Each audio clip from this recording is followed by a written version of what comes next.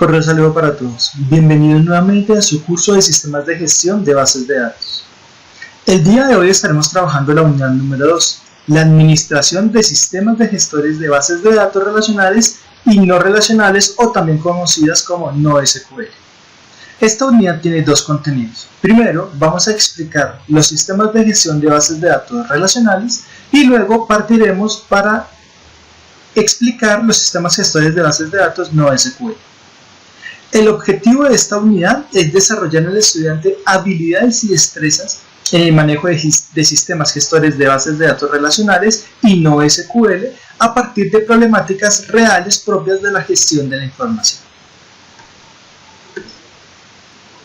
Los sistemas de gestión de bases de datos relacionales son programas que permiten almacenar y posteriormente acceder a los datos de forma rápida y estructurada.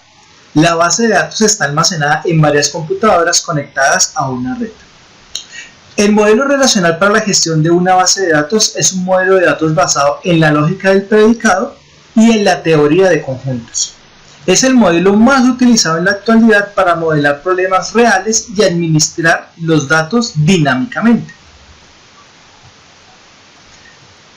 En este momento vamos a explicar algunas de las ventajas de los sistemas de bases de datos relacionales. La primera es que proveen facilidades de la manipulación de grandes volúmenes de información. Garantizan que los cambios en la base de datos serán siempre consistentes sin importar si hay errores en el disco duro, o sea, en el disco físico, o si se encuentran muchos usuarios accediendo simultáneamente a los mismos datos. También permite realizar modificaciones en la organización de los datos con un impacto mínimo en el código de programación o en cualquier lenguaje de programación. Y también permite implementar un manejo centralizado de la seguridad de la información. Los sistemas gestores de bases de datos no relacionales, o también conocidos como NoSQL, son sistemas de almacenamiento de información que no cumplen con el esquema entidad-relación que sí lo hacen los sistemas gestores de bases de datos relacionales. ¿Qué quiere decir esto? Que no imponen una estructura de datos en forma de tablas o relaciones entre ellas mismas.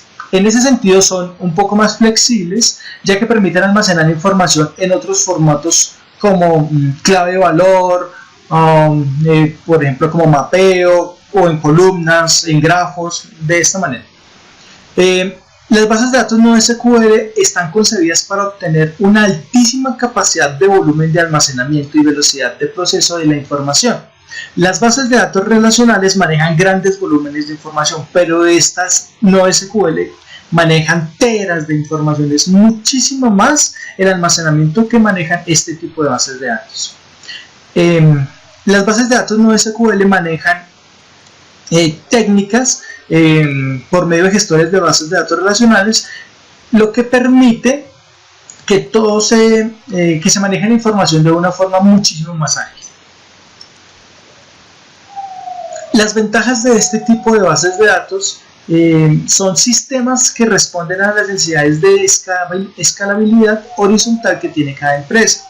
Pueden manejar enormes cantidades de datos, no generan cuellos de botella, su escalamiento es supremamente sencillo, se ejecutan en clústeres de máquinas baratas, o sea, su manejo es relativamente económico. Los inconvenientes de este tipo de bases de datos: a pesar de que sus prácticas en grandes empresas, las bases de datos NoSQL presentan dificultades porque no son muy confiables para algunos usuarios. La novedad de NoSQL significa que no hay gran cantidad de desarrolladores y administradores que conocen la tecnología, lo que es difícil para las empresas encontrar personas especializadas en ese tipo de temática. A veces presentan problemas de compatibilidad debido a los múltiples lenguajes en los cuales se pueden desarrollar. Y a veces las interfaces de consulta son únicas debido precisamente a su lenguaje de programación. Como conclusión de esta unidad 2, veremos que podemos definir los sistemas de bases de datos relacionales y no relacionales, o NoSQL. La segunda conclusión es la identificación de las definiciones las características y también las ventajas que tiene manejar los sistemas de datos relacionales y no relacionales. Espero que este tipo de ayuda les colabore para desarrollar las actividades de la unidad número 2.